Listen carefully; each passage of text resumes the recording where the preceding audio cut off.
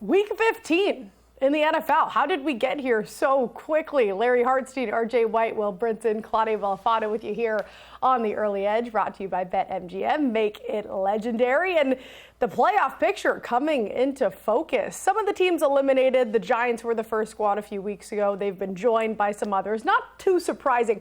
What is surprising, though, guys, is some of the teams on the outside looking in right now. Some of the Super Bowl favorites heading into this season. We have the Lions, we have the Ravens, the Colts, who started off hot, and the Chiefs, who in some scenarios could be eliminated from the playoffs this week. We'll get to what that specific scenario is. You see the division leaders with the Broncos. That was a surprise. The Pats surprised everybody. The Jags, the Steelers, those squads in the hunt. Not something we expected, RJ. Yeah, it's shocking. You know, we could have a playoffs without the Ravens and Chiefs, and we will have a playoffs without the Chiefs if they lose. The SportsLine projection model has them down to 0.1% with a loss, so it's going to be very tough for them to qualify if they can't go out and beat the Chargers this week. Larry, it's crunch time. A lot of these teams obviously have that extra edge of motivation. How do you feel heading into Week 15? I think the Chiefs could very well win out. Their two tough games are at home against the Chargers and Broncos. They have easy games on the road. You know, if Rashee Rice can catch the ball, Travis Kelce can catch the ball, they can easily win out to get to 10-7, and then they need some help. But it's not so unrealistic for them to be back in the playoffs. And Will, your Rams bounced back in a big way last week. How you feeling? I'm actually no longer a Rams fan. I am now a Indianapolis Colts fan, as you could probably guess. Feels like 2020. Phillip Rivers is back. Colts are about to go 3-1 down the stretch with Rivers at quarterback and make the playoffs. Maybe win the division. All right, we are starting with some very bold takes, and we will get to Grandpa Phil Rivers filling in that Colts position as we get to that game. But we're going to start with Thursday Night Football. We've got the Falcons, and we've got the Bucs here. Look at line was Bucs 6. That dropped to 5.5. And we're seeing the latest line at 4 in the hook. Bucs coming off a loss to what I thought would be an easy win for them, but it was a loss against the then 2-win Saints. The Bucs were 8.5-point favorites in that spot. They're taking on the Falcons now, coming off a blowout loss to the Seahawks, which officially eliminated them from the playoffs. They're 1-7 in their last 8 games. So you would think, Will Brinson, this is an easy bounce back for the Bucs. Yeah, I don't know if it's an easy bounce back, but I do like the Buccaneers to bounce back. It's getting to be crunch time. Interestingly enough, I believe that I guess technically if the Panthers win and the Bucs lose, then it would change things up. But really, what's going to matter most is the matchups against the Panthers. Two of those in the final 4 weeks for Tampa Bay. But Mike Evans could play in this game. Chris Godwin is back. Bucky Irvin's back. Baker Mayfield's finally going to have a full complement of weapons. And I just feel like the Falcons, for as try-hard as they are, might be in a bad spot here on a short week. I think Tampa kind of galvanizes behind the potential return of Mike Evans, and we see that explosive vertical passing game from Baker, who's definitely still banged up. And the Bucs find a way to cover this 4.5. Also, for everything you mentioned, I feel like it should be a bounce-back game for them. But, RJ, you like the other side here. Yeah, he might have a full complement of weapons. He's not going to have a full complement of ligaments or muscles or whatever's going wrong with him because he has been playing hurt for a lot of this season. He has not looked good. The Tampa Bay passing game isn't working with him playing hurt. And even with that exception, only 2 wins of more than 3 points all year anyway. So even when he was healthy, didn't have as many of the weapons. They weren't winning games by margin. Atlanta's defense competitive last week before the kickoff return to start the second half, and then that game turned into a rout. Previous 5 weeks before that game, their worst result at the end of the fourth quarter was down 3. They did lose one game in overtime by 6, I believe. I think the Falcons can cover 4.5. I mean, it's just a Bucs team that is not winning by margin right now. Larry? As bad as Kirk Cousins has been, he actually has an amazing history against the Buccaneers with 14 touchdowns and 2 interceptions. And this is a divisional rivalry. The only thing left the Falcons have to play for is to spoil the Bucs season. They've won 3 of the last 5. The 2 losses by 3 points when Koo missed a very makeable field goal in the season opener, and last year by 4 points. So this is always a close game. I like Bijan Robinson over receiving yards. If you go back to week 1, 100 receiving yards in that game. Drake London had 15 targets. Drake London will likely not be out there for Kirk Cousins, and the Bucs are terrible defending the running back passes. So that's my look in this game, but I do lean Atlanta as well. Yeah, I think y'all make good arguments. Bijan being the focus in this game, I think the biggest of that. The Falcons really have zero consistency outside of him, so why not give him the ball 20 times, lean on your defense? I'm going to go under. I don't really see where the points are going to come from. Even with the full arsenal of the Bucs weapons, they still have struggled to put up points. They haven't put up more than 20 in 3 straight weeks. Their last 7 games, Baker has thrown more than 1 touchdown just once. The run game's not scaring anybody. So you guys can pick and choose the sides. You can see the passing touchdowns there. The yardage not jumping off the page, certainly not there against the Rams. So it is an under game for me at 44 in the hook. That is Thursday Night Football, as we do on every early edge pick show. We're going to run through the entire slate, so don't go anywhere, because when we come back, we've got the 1 p.m. games. The Ravens right now, Bengals on the outside looking in.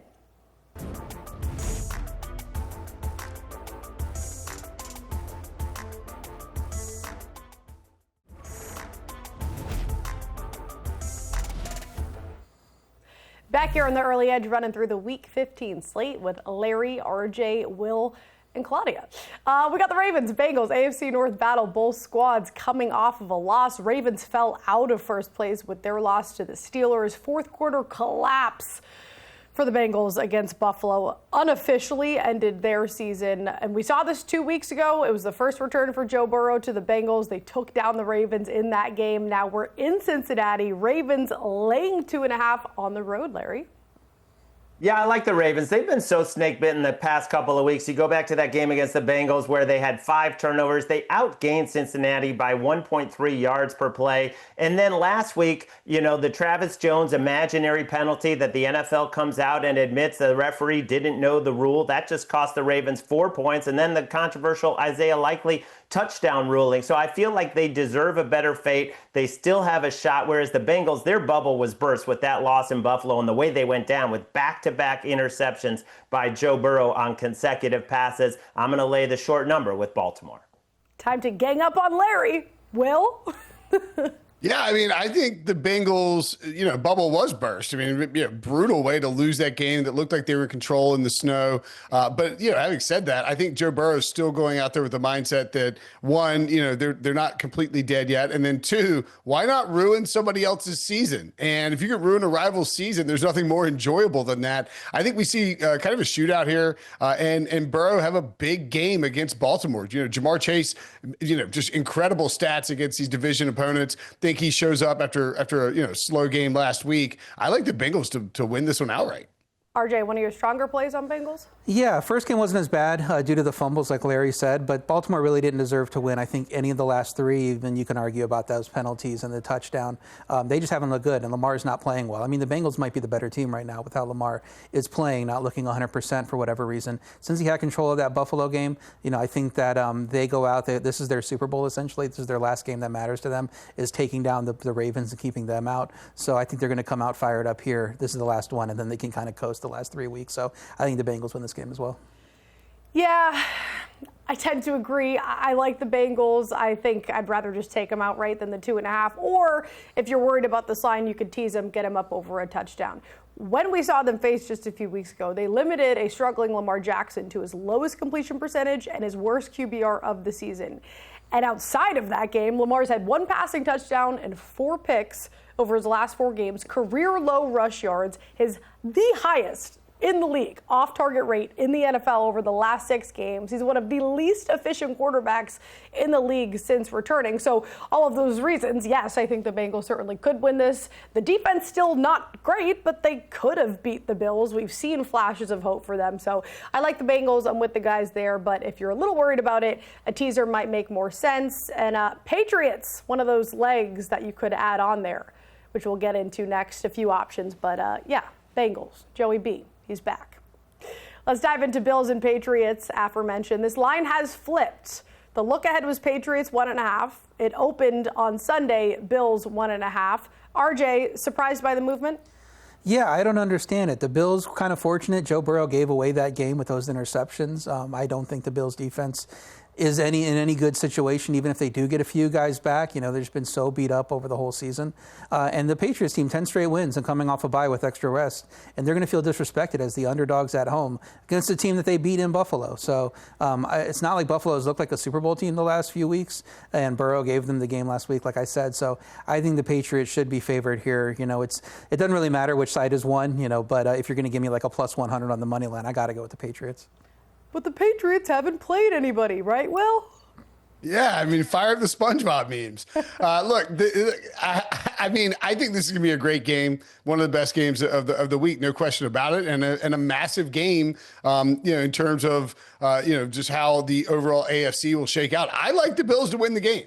And it's really more, it's not so much about the Patriots and criticizing them, because they've been great. Drake May deservedly, one of the top 2 or 3, not the top number 1 MVP candidates in the league. But Josh Allen is right there too. And Josh Allen, I feel like, is due, we've seen him sort of surge like this at the end of the season. And I think we're going to get one of those Josh Allen games against this Patriots defense. It is very good. And I think they come out, throw the ball. Allen has an explosive game, and the Bills run away with it. Larry? I don't know about run away with it, but I do lean Buffalo. Look who's back at practice today for the Bills. Talking about Spencer Brown, Terrell Bernard, Joey Bosa. These are key guys. These are starters for the Bills that they're going to get back. And you go back to that first game, 3 turnovers, 11 penalties, but they had a 56% success rate. Talking about the Buffalo Bills, they moved the ball fine in that game, and I think they will again on Sunday. Yeah, some of those defensive guys returning certainly worries me because, of course, the big storyline heading into last week was the Patriots' offensive line. That was the big worry with the left guard, left tackle out. But they looked all right against the Giants. I think this is going to be a different challenge, which worries me a bit, which is why I'll throw the Patriots and why I'm happy this line flipped. I'll throw the Patriots in a teaser, give myself a little bit of wiggle room. It's at Gillette. They've already done it on the road at the Bills. Tough divisional battle. Again, the O-line still worries me. The Bills worry me in general because of Josh Allen, period. But the fact that they can put up 21 points in a quarter, you just don't know when the explosiveness is going to come. I think the Patriots win this game, but I will give myself a little insurance there, throwing them in a teaser. Let's go to Commanders and Giants. The big news here, Jaden Daniels officially ruled out. We got that news a little bit ago. This is the battle of 2 eliminated teams, though, both out of the playoffs. Giants have lost 7 straight. Commanders have lost 8 straight, coming off a goose egg against the Vikings. And this is interesting, Will, because originally Dan Quinn said there's no long-term concerns with Jaden Daniels, but I guess if there's no hope for the season, why play him? Yeah, it would be crazy to roll him out there, Claudia. Your season's toast. We saw it just happens when just look at the Daniel Jones thing, and obviously a different situation with the win totals and the playoff hopes. But when you put a quarterback out there who's already injured, you really run the risk of aggravating creating another injury or aggravating something else, and then that's sets you back for 2026. Zach Ertz now done for the year, maybe done for even his career. I think things are just kind of gloomy in Washington. So we're gonna have Marcus Mariota in the spot. I think we see plenty of points, but I like the Giants to find a way to win this one. Just a little healthier, a little not more motivated, but just in better shape as an overall team. And RJ, we've been seeing this number go from 2.5 to 2 from the open to the reopen. Of course, with this injury news, which way you leaning? Yeah, 2.5 now. If it gets to 3, you got to think about Commanders, but it's hard for me to pull the trigger on that just because, that was embarrassing what they did with J.J. McCarthy. It was like he was throwing against air, against that defense.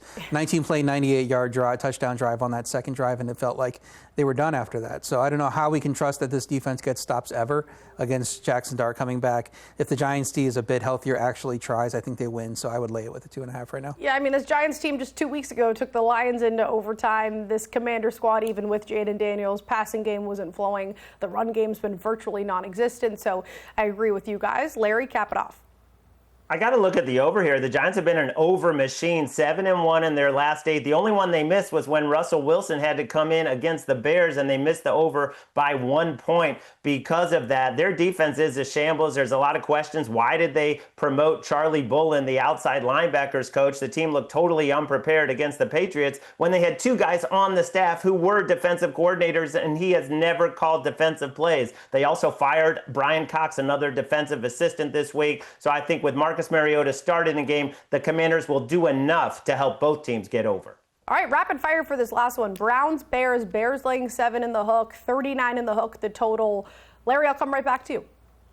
Just too many points to give the Browns. I think it should be another good game for Judkins, a bounce-back game against a Bears defense giving up 5.1 yards per carry, which is third worst in the NFL. The Bears missing a lot of key guys on the back end. I think the Browns keep it close. And, of course, that loss last week for Chicago dropped them. That was big for them from the 1 to the 7 seed. RJ, what do you like in this game? Yeah, I got the Browns also. Chicago has won 3 games by more than 5 points. The defense is shaky enough that I think they'll need key turnovers like they usually do to get the cover here. Because Shedeur Sanders has looked pretty solid against Tennessee, and that defense gave up 118 yards in 12 drives after a rough first quarter. So I think the Browns keep it close. Well.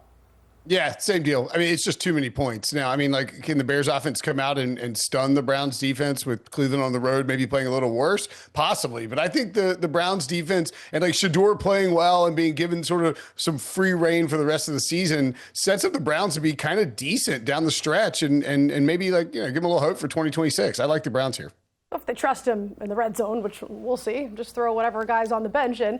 Yeah, I see what you guys are saying. 7.5 is too many points, so I would throw the Bears in a teaser, get them under a field goal. They've been dominant at home. They've only lost 1 game. The Browns have been terrible on the road. 1-5 ATS. We're talking wind. We're talking cold temps.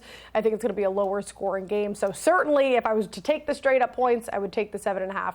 But instead, I'll tease it down. All right, we're ripping through here. No buys, so we got plenty of games for you guys. Coming up next, we got the 1 p.m. slate continued. That man, just one hand, he still gets it done. It's crazy.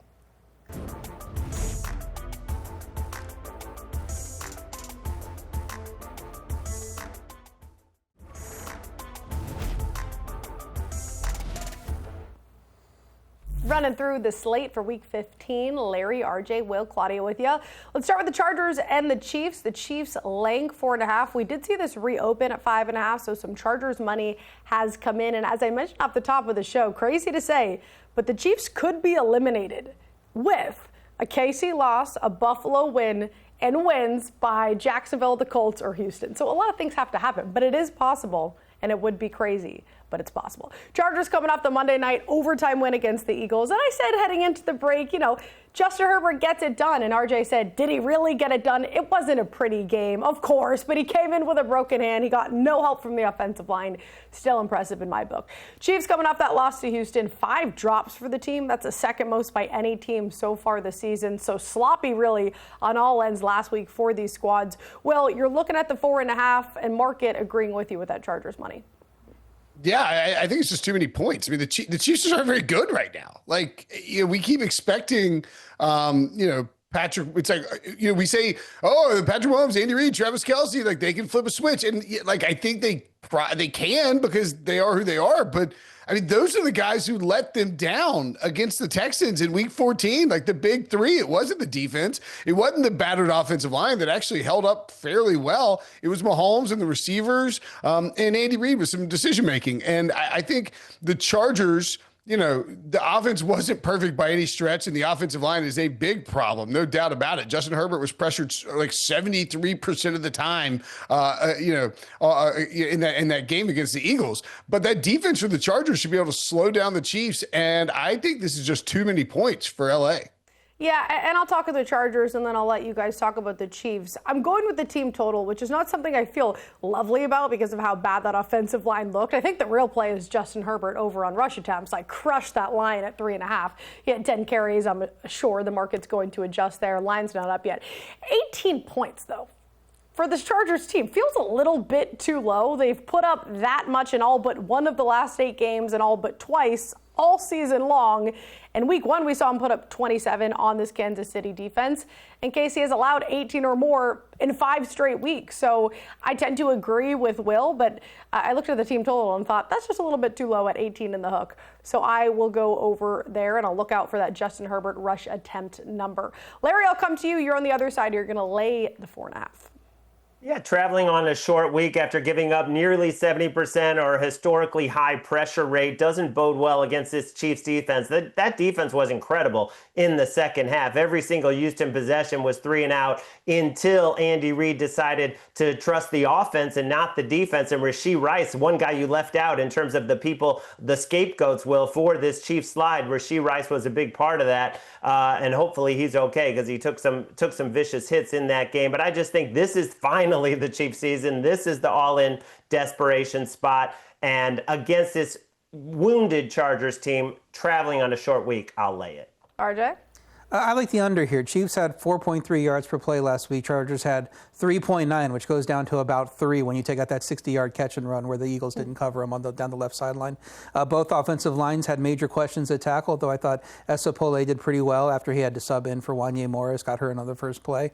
So we'll see if he's able to do that against this Chargers team as well. But both these defenses, like you guys said, are good. So Brazil game had 48 points. We know that was a little bit of a track meet there. But the last year's 2 matchups finished with 27 points. There was a 17-10 game and then 36 points in the other game. That feels more like what we're in for, one of those 2 type of games that we saw last year where this doesn't get to 40. So I like going under 41.5 here. All right, we'll move on to the Raiders and the Eagles. Eagles laying 11 here, total at 38 in the hook. This did open 13.5, so the Raiders have seen some money. That's not all too surprising because the Eagles, Jalen Hurts, did not look good in that game against the Chargers. But then you look at the Raiders, they're just 2-11 on the season. Geno Smith left that game with a right shoulder injury last week. Kenny Pickett could be getting the start here. But Larry, in commercial break, you brought up a good point for the Eagles. Their tackle in Lane Johnson banged up. You're waiting on that injury news, or would you play this line now? Yeah, I'm waiting because he is so vital to what the Eagles do. They're 15-27 all time without him, including 0-3 this year. And the offense kind of looks broken with Jalen Hurts only having one designed run last week. They've kind of taken that element out of their games, and they have guys who are dropping the ball, and we've never seen so many turnovers from Jalen Hurts. I think this crowd could turn against them if they start slow, but I think this game is going to play out. It's going to be like 24-10 Eagles with about 8 seconds left, and then Pete Carroll trots out the field goal unit for a 24-13 final. RJ, you're in agreement? Yeah, it's simply a numbers play. The total is 38.5. You just can't have a double-digit favorite when the total is that low. It's difficult to score enough points to win by 12. I mean, the Raiders' offense has to do absolutely nothing. And, to be fair, they probably could do absolutely nothing. But Kenny Pickett, is a solid backup quarterback if he has to play. Otherwise, Geno can go out there, score a few points. And that Eagles' offense has been bad for 5 weeks outside of the first half against Dallas where they ran up a 21-0 lead. Only outscoring Vegas 81-64 over the last 5 weeks. So this is not a team that should be laying double digits at this point. I would take plus 11, basically everyone. And if I'd have to, because the Raiders look like one of the worst teams right now. And like you said, it's a numbers thing. We're having low variance, so 11 is a lot of points. But he just said it, Will. Raiders could maybe do nothing. You're going to go under on their team total. Yeah, I mean, I think the Eagles offense is broken right now. I mean, you see it, like just the things they're missing. The play calling is terrible. I do agree. We will see some boo birds in the first half if the Eagles don't come out and score early. The problem though is that I just don't know. I would lean towards the Raiders, I think, but I don't know how the Raiders score here. I mean, the team total is 12.5, which is it's lower than the Colts taking a 44-year-old quarterback into Seattle, which is just crazy. And I do think that this Eagles defense, even if you're missing some pieces like a Jalen Carter, it still has some elite guys out there. I mean, Cooper DeJean, what a job on Lab McConkey last week. So I think the Eagles come out, play great defense, lock down the Raiders, maybe don't pull away in this one. I'll take the Raiders team total under, lean towards the Raiders. 12.5? Will, what do you mean you lean towards the Raiders? But you're going to go under 12. I mean, the Eagles are going to score? So why do you just go under the full game? Just go under 38.5. Well, because sometimes the Eagles come out and hit deep plays, and sometimes they run fake tush pushes, and Saquon Barkley ruins my fantasy year by ripping off a 90-yard run. I mean, things happen with the Eagles. You don't know. Okay, that's fine. Well, I'm going to go under the full game total at 38 in the hook. You guys have said how bad this Eagles offense has been, and it's funny because A.J. Brown came out, he was complaining, he wasn't getting the ball. Well, he's had 3 straight weeks of 100-plus yards. What has that done for them? 3 touchdowns in that stretch. Barkley finally had a 100-yard game. It doesn't matter. It's always something because you have your top receivers. Sure, they have a 100-yard game, but your quarterback is going to throw 5 picks. He's going to get sacked so many times. They just can't put it together, and they can't put points on the board. They went into overtime. They only put up 19 points. The games before that, 15, 21, 16, 10 points. The last 5 games, the fewest touchdowns scored. The only team worse, the Raiders. So, yeah, it's under. You can go under the 12.5 if you want with the Raiders. I just don't see points on either side. But the Raiders, one of the most profitable teams to the under, averaging a league low 15 points. So I get what you're saying, Will. I just don't think points are going to be scored all around. Let's move on to the Jets and the Jags. We got the Jags, another big spread here. I believe this is the biggest on the board, laying 12.5. Total down from 42.5 down to 41.5. Will, I'll come to you first. You're going to grab the 12.5. Yeah, and look, if you're going to take the 12.5, maybe wait, because I think right before we came on, the Jets said that it's like looking like it might be Brady Cook, which is deeply concerning. I think I would expect this number to move if it does end up being no Justin Fields, no Tyrod Taylor. Not that the Jets are any good here. It is just a lot of points for the Jaguars to be laying. I think Jacksonville's improved certainly as the year's gone on, and Brian Thomas being back is helpful. But so I would lean towards the Jets, but I wouldn't take it right now because of that quarterback situation. All right, RJ, lean for you on a team total. Yeah, my play for this game is no thank you. I want to stay away from this game. Just give me the Jets team total under 14.5, especially if Brady Cook is in there. They're not scoring points. Larry? Jags over 26.5. They're averaging 30.3 in their last 6. The Jets giving up 28 in their last 6. And if it's Brady Cook, we could have a lot of short fields. Yeah, averaging over 30 points the last 6 games. I'm right there with you, Larry. Team total, my favorite bet on this board. Rapid fire here for the next few. Cardinals, Texans laying 9.5. They jump back into the playoff picture with a win over the Chiefs. Cardinals coming off a blowout loss. Will, I'll come to you first. Yeah, I'm going to back Jacoby Brissett here and take the 9.5. I don't think that the Texans are going to give up a ton of points, but I do think you could see them move the ball at least enough to keep it within that 9.5. You see the low total there. The Texans offense, it's fine. It's like a little bit better. It's still not elite by any stretch of the imagination. So I think the Cardinals hang close enough here to stay within the number. RJ? I like the Cardinals as well. Arizona has been beat up by NFC West rivals, but competitive in every other game, despite a tough schedule that Jacoby Brissett's playing. So I think he keeps this one close. Larry? Going the other way because Paris Johnson is out. That's their Pro Bowl, all-pro, likely first team left tackle. I think that Texans pass rush is going to cause a lot of mistakes. And normally I wouldn't lay it with a limited offense, but I think they'll score with defense or short fields. And Jacoby Brissett, I'm looking at over on attempts. He's smashed it 5 weeks straight, but both tackles possibly out. Worries me a little bit. I'll do a write-up. Check it out on SportsLine if I end up playing it. When we come back on the other side, we're getting to the 4 p.m. games for Week 15. Packers looked good last week. How will they look in Week 15?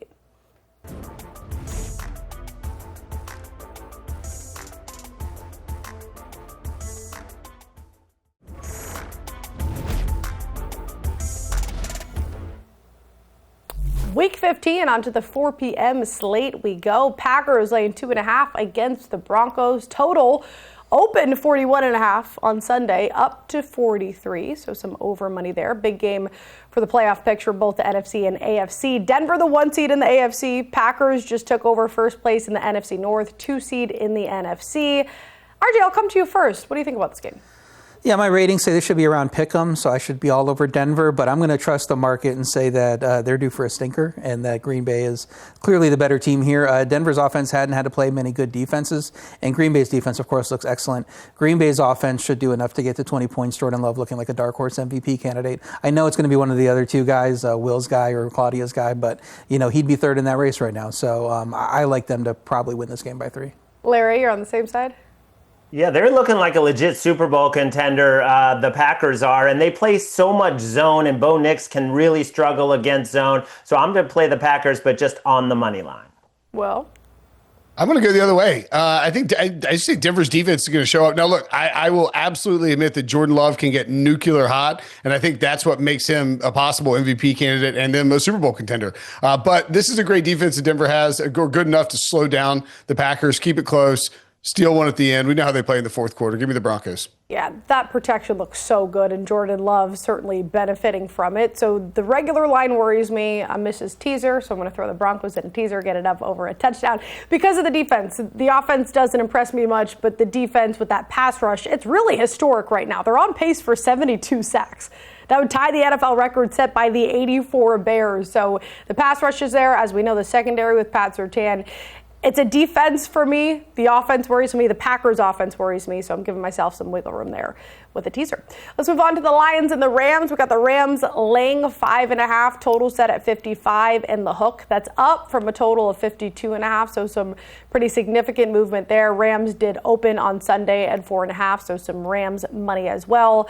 And we got the drama, Will Brinson. Matty Stafford facing his former squad. Rams look dominant in that win over the Cardinals. Lions on a little bit of a rest advantage after playing Thursday night with the win over the Cowboys. So, of course, Will, I'm coming to you. And, of course, you're on the Rams. Yeah, and look, this is like the double revenge game with Jared Goff against his old team, Matthew Stafford against his old team. Although they played like 4 times in the last 2 years, it feels like, even though they're not in the same division, they just seem to meet up a lot. I think if anything, Matthew Stafford would like revenge for them knocking him out of the playoffs 2 years ago. I think the Rams are just rolling right now. Blake Corum, incredible game, minimal carries. He looks awesome. Kyron Williams running well. Puka making some just sick catches every week. And then Devontae Adams lethal in the red zone as well. I don't think the Lions can keep pace with them. So I will take the Rams laying a fairly hefty number here. Larry, a lean for you on the Rams? Yeah, I hate that this keeps happening to the Lions, but they're so decimated in the secondary. Now without Brian Branch, Kirby Joseph probably going to miss his 8th straight. No Terrion Honor, no Thomas Harper, on and on. So I think the Rams, they're elite on both sides of the ball. I think they win by a touchdown. RJ, you're going to take the points? Yeah, Rams are on this one-game hot streak after losing to the Panthers, so it's good to see them playing great football now in one game. No, the Lions offense looks back on track. I like getting 6 points with them. I played at +6 with the top-scoring team in the league. I'll play it still at +5.5, especially when they're on extra rest. Rams defense has struggled to defend the run the last few weeks. That's what led to that Carolina upset. And, the Lions have Jahmyr Gibbs, so I think he's going to have a big day. He's going to keep this one close enough that it's going to probably be a 3 or 4 point game. So I'll take the Lions and the points. It's a lean for me on the Rams. The Lions have gone 8 straight weeks without back-to-back wins. All of the talent in the world is on that squad. I just can't seem to really trust them. But for me, it's a Puka Nacua game. I know the number is going to be astronomical, but he's putting up astronomical numbers. He just set a record for a PFF grade ever by a wide receiver, his 4th 100-yard game last week. And Detroit is bottom 5 in DVOA against the number 1 wide receiver, allowing the 6th most targets, the 5th most yards. So I know the number is going to be insane, but I'd still consider going over there. Let's move on to the Panthers and the Saints. Panthers, aforementioned, laying 2.5 against the Saints. 40 and the hook is the total. Let's come to you first, Larry. It's a good revenge spot for the Panthers after what happened at home. I like laying over a field goal with the Saints coming off, a very emotional, very stunning upset win. I cannot see them getting up to that level in back-to-back weeks, whereas the Panthers had a bye, so I'll lay the small number. Yeah, that huge win against the Bucs, a 4-point loss only to the Dolphins a week before that. Should we be buying into maybe a little Saints hype, RJ, or no? Yeah, I wanted to. I would typically take the Saints in this spot, but coming off a win, I think you just got to fade them. It feels like this is a letdown spot for them and a good time to fade them. Carolina was dominated in the first meeting. They had the bye week to think about getting revenge. I think they'll play much better and get the win here. So I think it's probably going to be a relatively comfortable Carolina win here. Well. Yeah, I like the Panthers in the spot, and it feels like laying the Panther. I mean, I realize like 5.5 at home, 2.5 on the road, 6 half dozen, whatever. But the Panthers with that bye and a chance to game plan specifically for the Saints and then the Bucs, who they will play twice. They're not going to look ahead. They know how much this game means, especially if Tampa slips up on Thursday night. They will know going into this game just how much it means, and I think they come out and win handily. I needed a leg, so I think Saints was one of my legs. But the more I look at it, the under is really the play. Anytime the Saints play, it's an under game. 5 of their last 6 home games have gone under. They're one of the most profitable teams in general, hitting the under. And the Panthers, you just don't really know what you're going to get from them, but it's more so the bad side of Bryce Young than it is those 500-yard games from Bryce Young. He had 0 touchdowns in the last game when the Saints beat the Panthers in Carolina. a month ago, 17-7. There was basically no run game there, so I just don't see points here. I'd go under the full game total. Titans, Niners. Niners laying 12.5 here. That's where it opened. That was a look-ahead line total at 44 in the hook. No movement there. Niners coming off the bye. They're favored by more than a touchdown for the first time this season, the second biggest spread that we've seen with Purdy under center. They've won their last 3 games by double digits. Cardinals, Panthers, Browns they faced. And now they get the Titans, who are out of the playoffs, but they got to win. An upset win over the Browns. You just always see this with these kind of teams, RJ. Does that convince you at all they could cover the 12.5? Yeah, I talked about the Browns defense playing a lot better down to the last 3 quarters of that game. I don't think the Titans looked like they should have scored 31 at all in that game. I think it's a little bit of a false total there. Last 5 San Francisco wins have been by double digits. I think they'll score 40 against this defense that just got lit up by Shedeur Sanders in Cleveland. Yeah. And their offense, like I said, struggled in that game. So lean 49ers minus 12.5. It's a lot of points. But as long as it's below 13, I think I'm okay playing the 49ers. Well, yeah, I like the 49ers as well.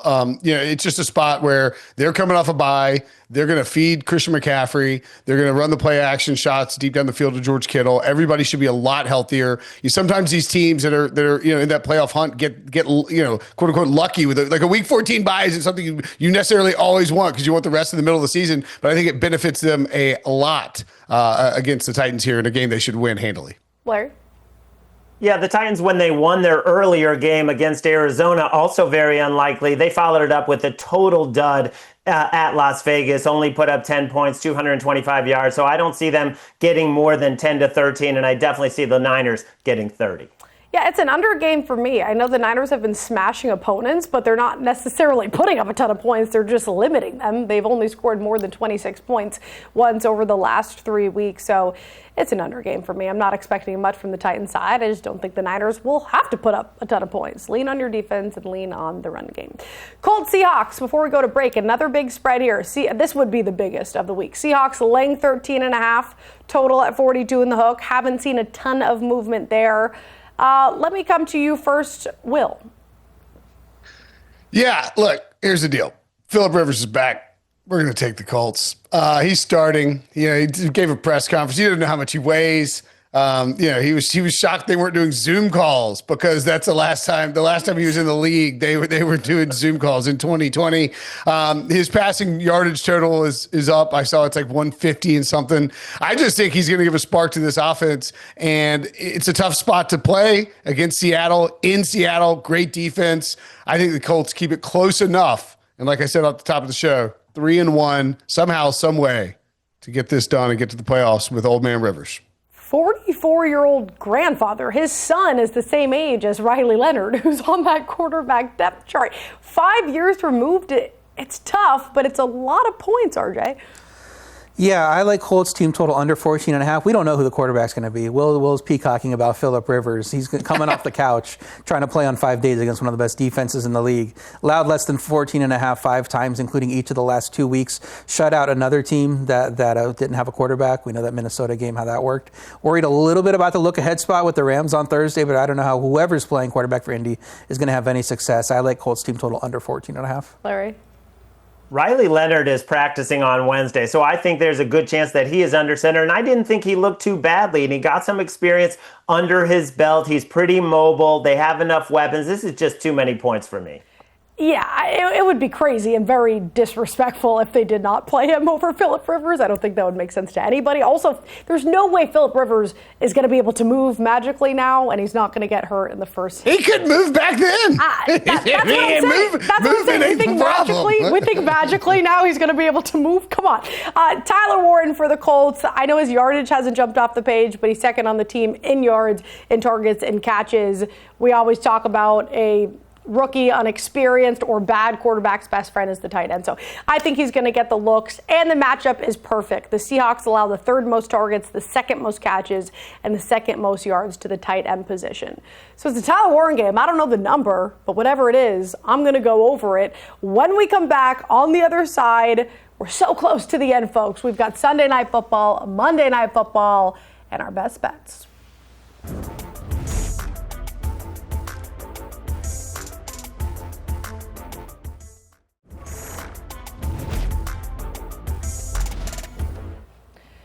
Wrapping up this early edge week 15 show with Sunday Night Football, Monday Night Football. We've got the Vikings and Cowboys on Sunday night. Cowboys laying 6 at home, total set at 48. Both teams currently on the outside looking in of the playoff picture. Cowboys coming off that loss to the Lions.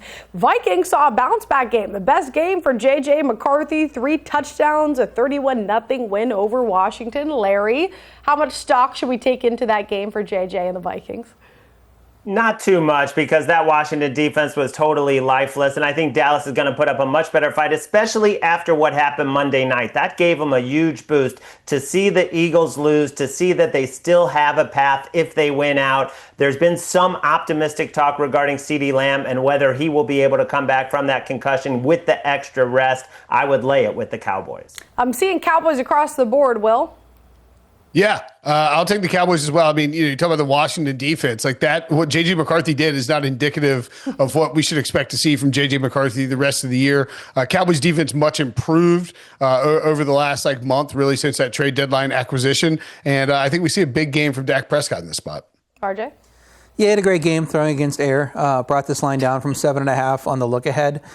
Cowboys defense should play better at home, where they beat the Eagles and the Chiefs recently.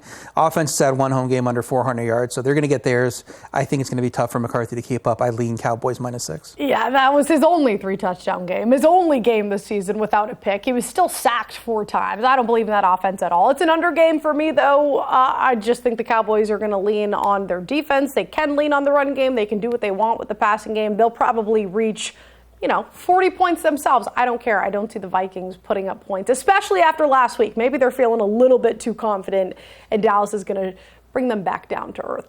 On Monday Night Football, we got the Dolphins and we've got the Steelers. Steelers laying 3.5. There was a 3 at some point, which I certainly liked with the Steelers. Not anymore. Miami lurking on the AFC playoff picture after somehow ripping off 4 straight wins. Steelers back on top of the AFC North. RJ, you love the Dolphins here. Yeah, I like the Dolphins +3.5. Pittsburgh has allowed 466 rush yards the last 2 games. Miami has run for 160 plus in 4 straight. Game plan is here. Come in, run the ball. Hopefully Achane will be there. If not, Jalen Wright looked good in his stead last week. Miami defense has also allowed 17 or less in 4 straight. And we know this Pittsburgh offense, you can't count on them putting up a lot of points in any given week. So I think 3.5 is too many. This should come down. I like the Dolphins here. Larry, agreement? Yeah, total agreement. I think Achane will be out there. The running game will keep him in it. And the Steelers, you just can't trust that offense on a week-to-week basis. Will, other side? I'll take the Steelers. Look, it's a week for 40-year-olds. It's a week for 40-year-old men to be great under center. Aaron Rodgers in prime time. So much on the line. Give me the old man again here with the Steelers. Night game, possible snow, gross game for me. I would stay away. I leaned the 3.5. I leaned the 3, but it's a gross game for me, so I'm going to stay away. Best bets we'll get into now. Before we do that, though, let's take a look at last week. We don't have to, but we do. Okay, all right, fine. None of us cashed our bets. What's wrong with us? We'll blame the slate. It was a bad week 14. Anybody feel like they need to? RJ, anything you want to say about the Commanders? Yeah, I thought they had a defense. I thought they had an offense. They had neither in that game. It was pretty ugly. Larry, you feeling better this week about last week than you were last week? I am. I'm going to trust the best team in the NFL to get me out of this funk. Okay, and Will, any feelings about your anytime touchdown? Yeah, I mean, the Lions scored 44 on Thursday. Come on, throw me a freaking bone here. I'll take the Chargers, charging towards the playoffs, get a chance to really snuff out the Chiefs. And I think 4.5 is just too many points here. All right, so you're going to grab the 4.5 with the Chargers at the Chiefs. Larry, who's getting you out of the hole this week? It's the Rams laying 5.5. The Lions are good, but they're decimated on the back end. I think Stafford goes off and they win by a touchdown. RJ? I'm going to go right back to Monday night and take the Dolphins +3.5. Love the matchup for them on both sides of the ball. And they have been the better team of these two over the last 5 weeks. So catching 3.5 in this matchup with how they like to play football, I think it's clearly a Dolphins game here. This line should come down by the time we get to Monday Night Football. All right, I'm going to go with a team total, which, Larry, I know you like this one, with the Jags against the Jets. The Jags have absolutely crushed at home. The Jets have nothing to play for. They're eliminated. 26.5 points. 3 of their last 4 wins by at least 17 points, and that's all coming from the offense, averaging over 30 points the last 6 games. The 3rd most profitable team cashing their team total. We are going over. That is your Week 15 slate. We ripped through every single game for Larry, for Will, RJ, and Claudia Bellofatto. Thanks for hanging out with us. And don't forget, catch the Early Edge Monday through Friday. Scan that QR code to listen and to watch wherever you get your podcasts. Enjoy Week 15. Thanks for hanging out.